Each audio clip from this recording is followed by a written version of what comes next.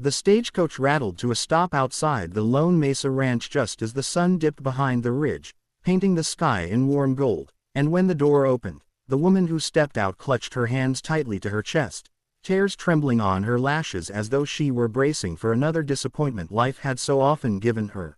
Her name was Clara May, and the journey had been long, but the years before it had been longer.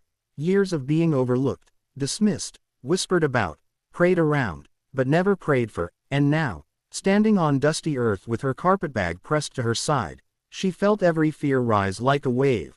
She was a mail-order bride only because she had run out of places to belong, and when she lifted her eyes to the tall cowboy waiting for her, she expected the same flinch, the same hesitation, the same quick shuffle backward that so many men made when they realized she did not fit the fragile, dainty picture they had imagined, and so she whispered shakily, "I'm sorry. I should have told you I wasn't what you were expecting," already turning slightly as though preparing to climb back into the stagecoach. But the cowboy, Elias Turner, known across the valley for his quiet steadiness and impossible loyalty, took 2 slow steps forward, not away, his boots crunching on gravel as he studied her not with confusion or pity but with a kind of gentle recognition, as if he'd been waiting a long time for a soul like hers. He lifted a hand cautiously, tipping his hat back so she could see his full face, the soft warmth in his eyes, and then he said in a voice deep enough to calm a storm, "Ma'am, that's all I ever wanted," and Clara froze, feeling the words hit her like something she'd never been given before. Truth. Elias reached for her suitcase and held it to his side with ease, motioning her toward the ranch house beyond the corral, explaining with quiet sincerity that he had asked for a bride who was strong in spirit, kind in heart, and brave enough to start again, that he had spent years watching people chase pretty things that faded like dust in the wind, and he had written his letter hoping, praying, that somewhere out there was a woman who knew what real endurance looked like, what real love felt like, someone whose life hadn't been easy but whose heart hadn't hardened. Clara's breath caught as they walked, because no one had ever spoken to her like she was wanted, like she was enough, like she was the answer instead of the burden, and when they reached the porch, Elias stopped, gently brushing a tear from her cheek with the back of his knuckle, the gesture so careful and respectful that her knees nearly buckled. He told her that the ranch was in need of more than just a wife. It needed a partner, someone who could help rebuild what life had taken from him after a fire took his old barn and left him with nothing but scorched fields and silence, and he said he believed, truly believed, that she was meant to help him bring life back into this land, not because of what she looked like, but because of who she was. Someone who kept standing no matter how many times the world tried to bend her.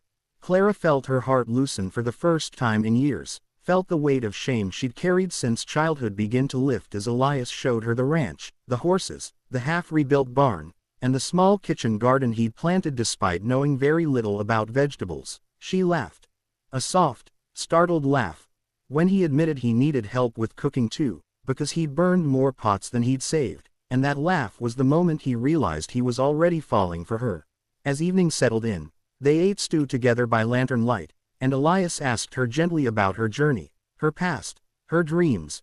He didn't ask about her appearance, didn't mention it, didn't treat it like anything that needed explaining, and Clara found herself telling him things she had never told another soul, and with every confession she felt her heart warm.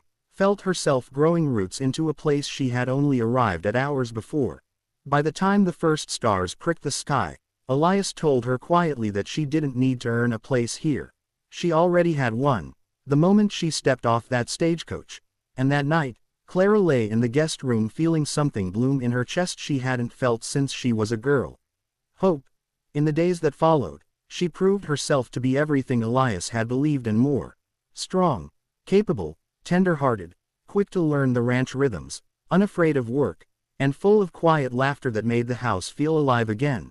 But what surprised her most was how often she caught Elias looking at her with admiration, not because of her shape, but because of the courage and gentleness he saw in her every day. And on a warm evening at the end of that first month, as fireflies drifted lazily around them, Elias took her hand and told her she was the woman he had prayed for, the one who made the land breathe and the house feel like a home again.